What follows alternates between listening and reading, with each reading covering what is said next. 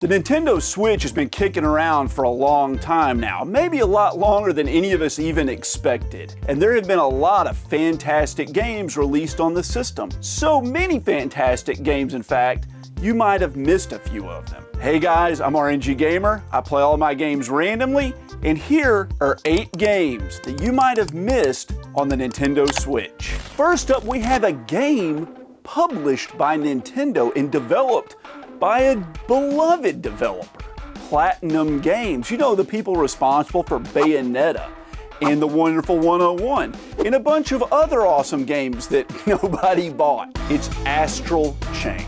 So you may have noticed my copy of this game was sealed. The reason for that is I haven't even freaking played the game.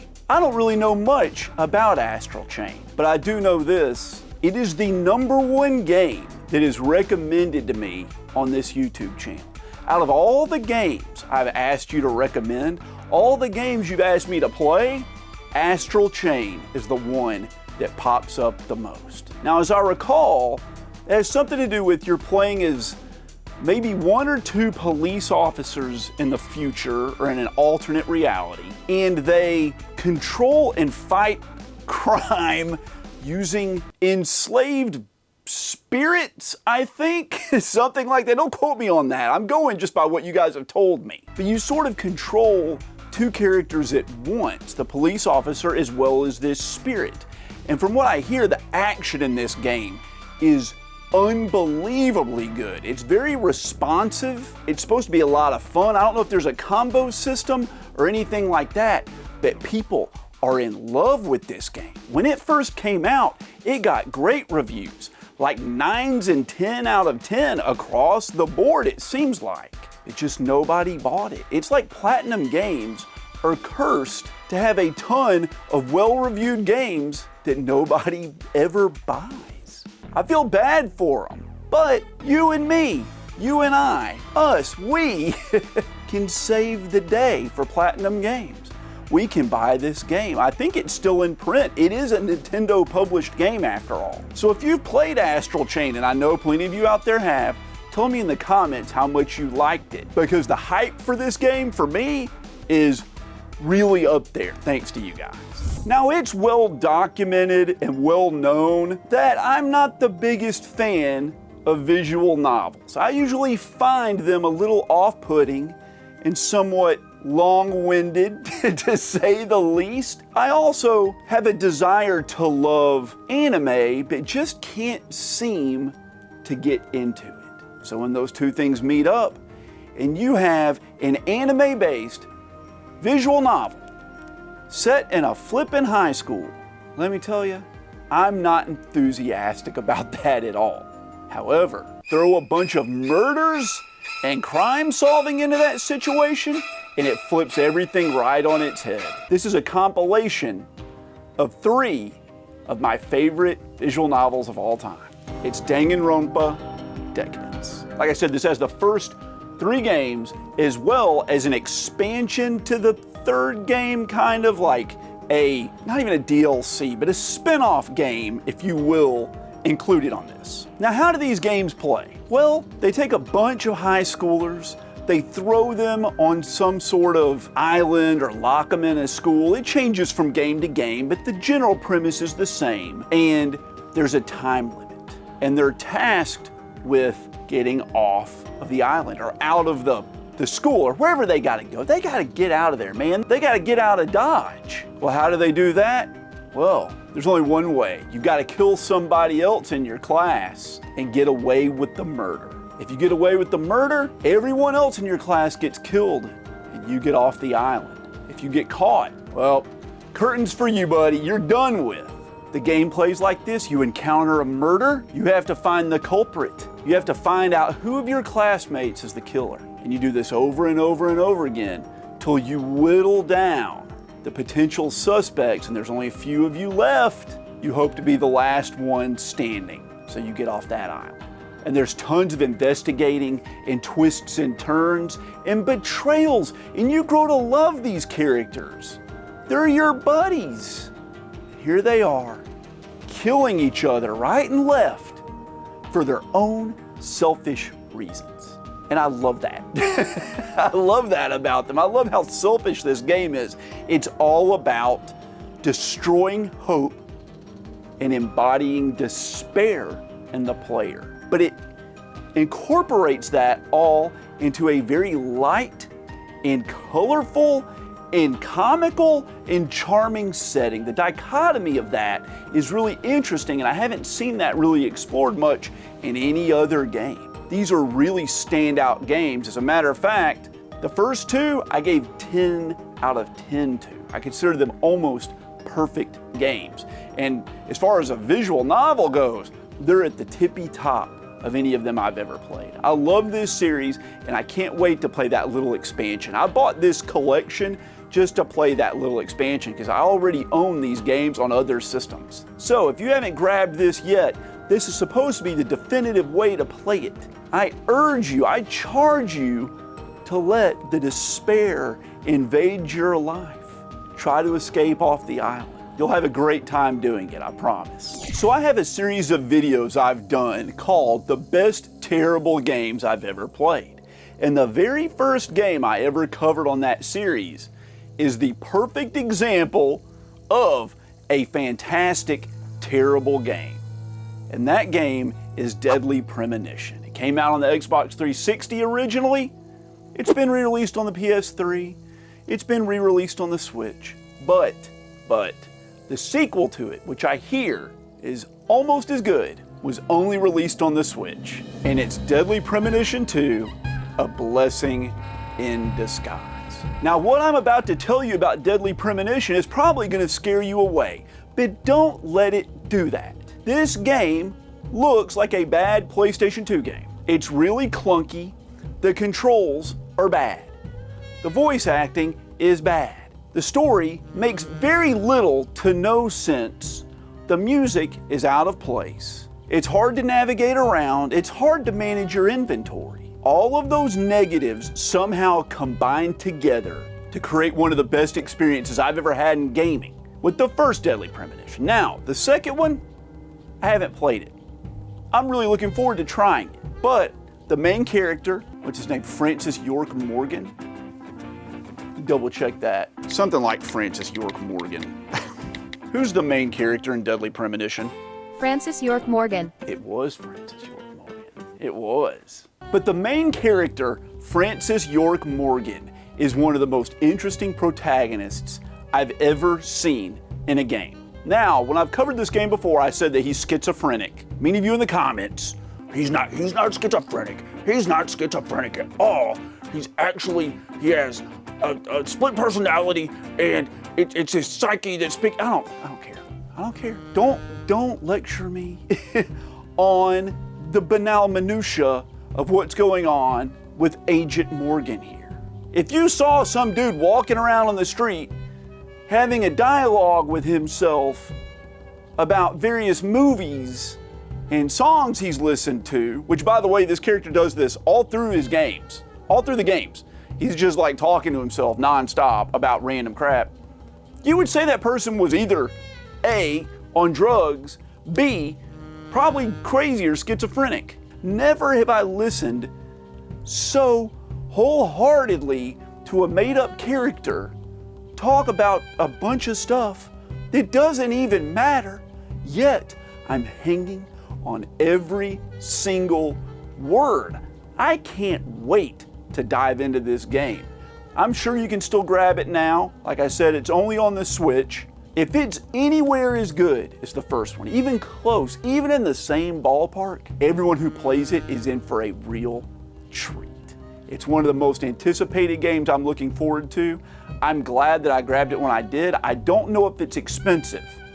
I don't know if it's hard to find, but I will say this. I have not seen a copy of this for sale like anywhere. And I've been to a bunch of conventions pretty much since I got the game. I know it's out there, but who knows? Who knows? Maybe it's $150. I don't think so. But if it's not, you should probably grab it. Now, I don't normally like to include limited run or like other limited release game companies on these lists because the games are, by definition, limited. However, This game was released for sale at retail at Best Buy. It's a fairly common game on the system to be one of these limited release games. You can get it. And I think it is a little bit elevated in price, but it's totally worth it. And it's the only game I've ever seen that does anything remotely like this. It's an RPG, a 16-bit RPG that evokes the feelings of nostalgia I had from playing like Super Nintendo games, but all the combat is freaking golf. It's golf. It's Golf Story. When this game was first announced, just like all of you, I had little to no interest in it whatsoever. I mean, none. Then the reviews came pouring in and people loved it. A lot of people were saying it was their favorite RPG they've played in years, one of the best 16-bit style throwback RPGs they've ever played, that the golf mechanics were fun, the story was fun. I was pumped to try it and I played it and I loved it. I absolutely loved Golf Story. You wouldn't think there were many things you could do in a freaking RPG golf game to really expand on the story, but there is. There's a lot of creative things they do with the combat in this game. At several points in the game, you're charged with playing golf using different rule sets. At one point, you go like back to Scotland where golf was invented, and you have to play on like one of the original golf courses. And they're like, where we play, we only use putters. And you have to play the whole course using nothing but putters. That's such a funny idea, and I love that when it's like 80 strokes in a par 3. But it's a really fun game, and the main character's charming, and he's in a situation he never expected himself to be in. In a lot of RPGs, that's sort of a focus of the game. You know, my dad abandoned me and I've got to go find my dad. Or the kingdom's in ruins and I'm the only one that can save it. Or the princess has been kidnapped and I'm the only one that can save her. Where do you go? How do you relate to that? The only thing I can relate to any of that is my dad abandoning me. I'm just kidding. My dad didn't abandon me. But I've never had to save a princess. I've never had to save the world. I've only had to collect several crystals out of dragons around this world, but not enough to save the universe, man. But my dream could happen any day and I could be accidentally drafted onto the PGA Tour. That could happen to me tomorrow. It could happen to any of us. At any moment, they might come knocking at your door. So best prep for when that happens by playing Golf Story. I know how to play. I'm ready to go, man. I'm gonna win my first major within the next 6 months. Just the PGA Tour though, no live tournament. We don't want that. That was a deep cut joke. Would anybody get that? Does anybody watch professional golf? I don't even really watch it. Mentioned I didn't like to talk about limited release games. Let's talk about another one. Let's talk about one that's actually pretty limited release. I believe this was published by Devolver Media and it was sold by Special Reserve Games. Now, this is one of those artsy-fartsy style games, as my friend would call it, where you just kind of like run around and it looks real pretty. He's not wrong, and I will say, the cover of this game, the collector's box, is the most beautiful collector's box I've ever seen. It's Gris, G-R-I-S, and this is like a matte foil cover. Gris is a puzzle platformer. I mean, there's some puzzles, none of them are very challenging. And there's some running and jumping around, and it's not very challenging. It's kind of a cozy game. It's almost like a 2D, really sort of walking simulator in a way. There's not a lot of challenge. That's what I'm trying to get at. There's not much challenge to Gris. I beat it in one setting. My wife sat there with me while I did it, and she just talked about how beautiful it was. But just like beautiful things just unfurl while you're playing it. God, that word sounds perverted as hell, man. That sounded so bad. It fell out of my mouth like I had a mouthful of like jelly. Just like, what's a better word? Bloomed? The beauty blooms all around. No, dude, we're going with unfurled. The beauty unfurls all around you. It is a gorgeous game. I don't remember what the plot is. You play as this young woman and a demon takes over the world and sucks it of all its beauty and you're like bringing it back. It doesn't matter. This is what I like to call a spectacle game. I have met several people that have mentioned playing this game, and they all loved it. They all claim it's like one of their hidden gem games on the system, and I just don't hear people talking about it very much. But you can obviously see from the gameplay footage that it's a gorgeous game. Just absolutely breathtaking. I can't remember playing a game that had such a dynamic and striking visual appeal to it. And I'm not big into graphics or things like that, but I do love art design. And whoever designed the art in this knocked it out of the park. But I can't help but feel like this is going to be one of those games, similar to Okami, that really is remembered for its art style more than anything, even though it really has pretty decent gameplay to back it up. It's not hard, there's not much of a challenge, or really any challenge, but it is engaging to play, and it is fun, and it has enough there to keep you hooked long enough to make it through the relatively short experience, maybe 3-4 hours, something like that. But if you have a chance to grab this, even digitally, or even try to demo, give it a shot, because I can almost guarantee you've never seen anything like this. I know I haven't, and I've played a bunch of games. And for some reason, this one really sticks out in my mind. Now, I know we've already talked about an anime-based horror investigation game, but we're going to talk about another one anyway. Now, this one is completely different. It is not set in a school or on an island. Actually, I shouldn't have said that. It's definitely set specifically on an island. Now, I've spoken about this game before. It was one of the very first games I ever covered on this channel. The setting and the lore of this game is unlike anything I've ever seen, and it's called Paradise Killer.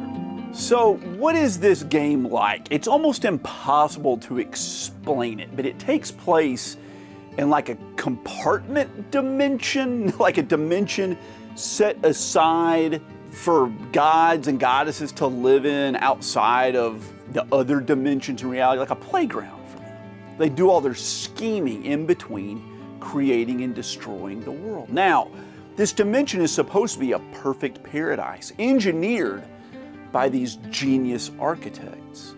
However, the paradise keeps failing over and over and over again, and they keep rebooting it. This time something went wrong with the reboot, and a bunch of gods and goddesses on the island, well, they all got killed, and you play as the investigator who has to figure out just how and why that happened. Now, investigations are usually pretty fun because they follow normal logic and reasoning, for the most part.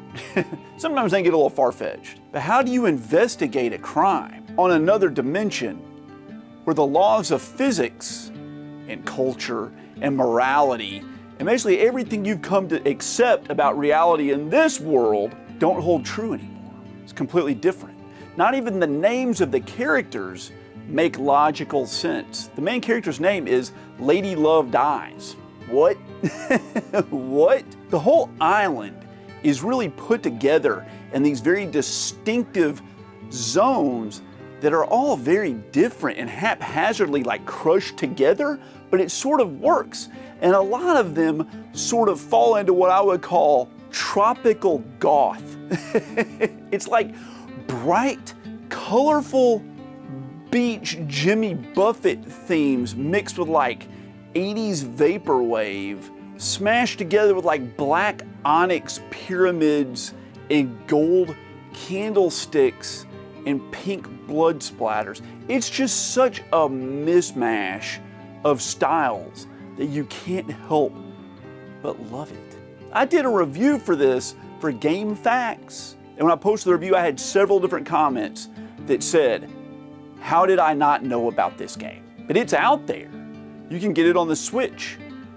I think they even just released it on the PS5 not that long ago. I know that's blasphemy to say in this video. The Switch might be the way to play it, because it's really fun to take on the go. Could you imagine playing this on the beach? That'd be a lot of fun. I didn't. I played it in the freaking dead of winter, as I recall. Kicking back on the beach, surrounded by black pyramids and drinking a Mai Tai with dead bodies all around. sounds like a perfect time in paradise. I'm sure if you like doing a few puzzles, if you like meeting interesting characters, if you like a twisting and turning tale, you'll probably love Paradise Killer.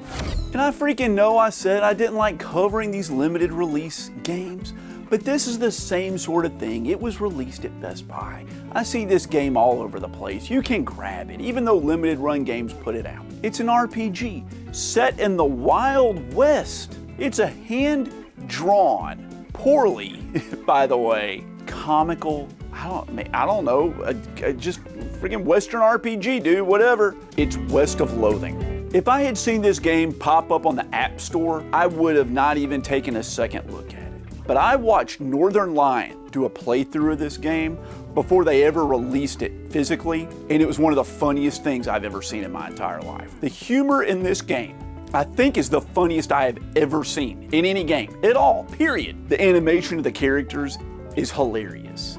The combat settings are hilarious. The story is absolutely bonkers. And I love the way that this looks. When Northern Lion started unlocking different ways the character can walk, and it's a throwback to the Monty Python sketch of the Ministry of Silly Walks, I couldn't handle it. I immediately added it to my wish list of games that I hope receive a physical release.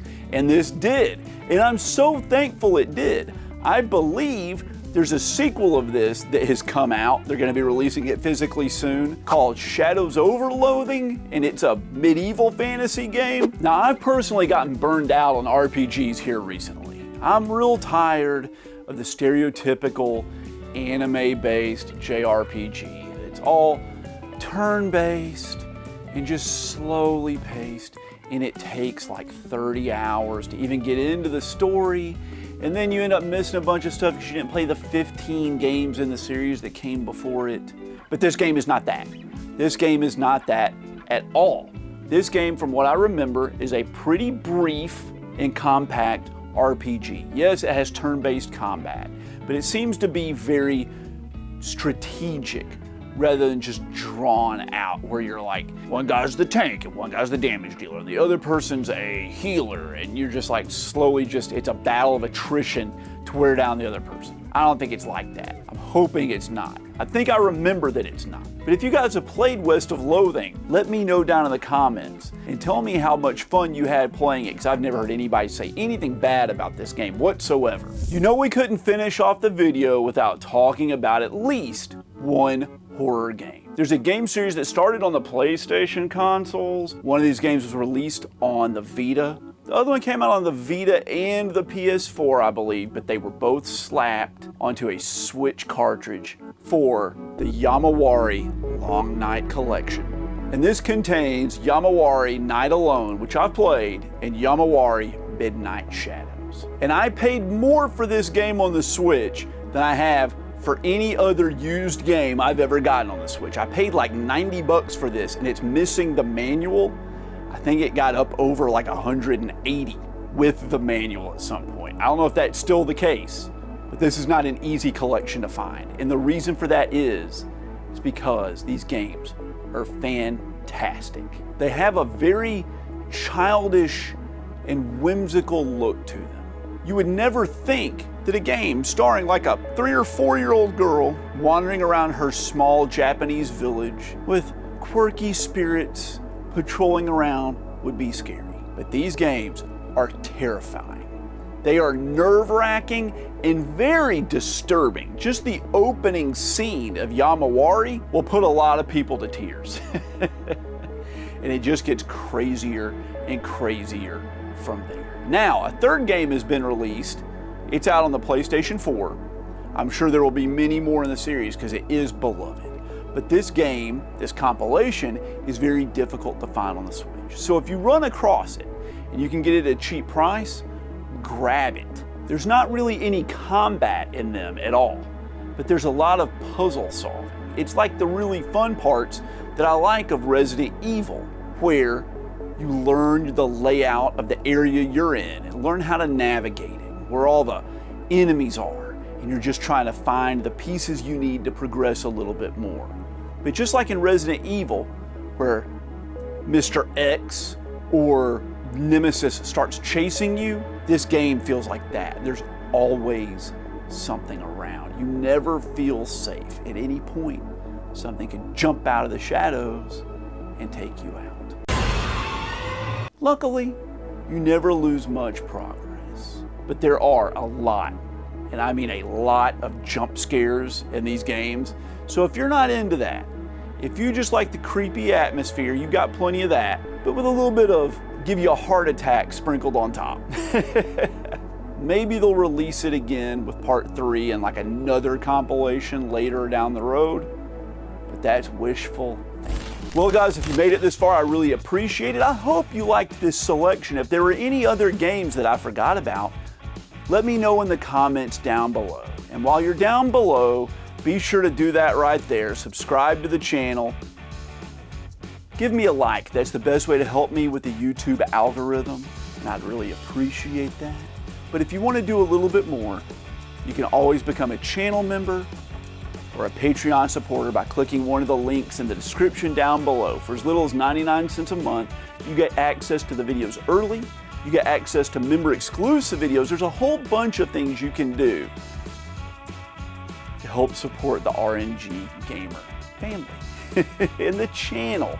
Every dollar goes right back into this channel. And of course, feel free to always use the Amazon affiliate link below. It won't save you any money, but it'll help me out. You can buy whatever you want on Amazon, and I'll get a little small percentage of that back to help with the channel. And of course, you can buy a t-shirt as well from the Teespring or Spring store, or whatever it's called down there. I did another one of these videos about the PS4. You should check that out right up here. I appreciate you guys so much, and I will catch you next time.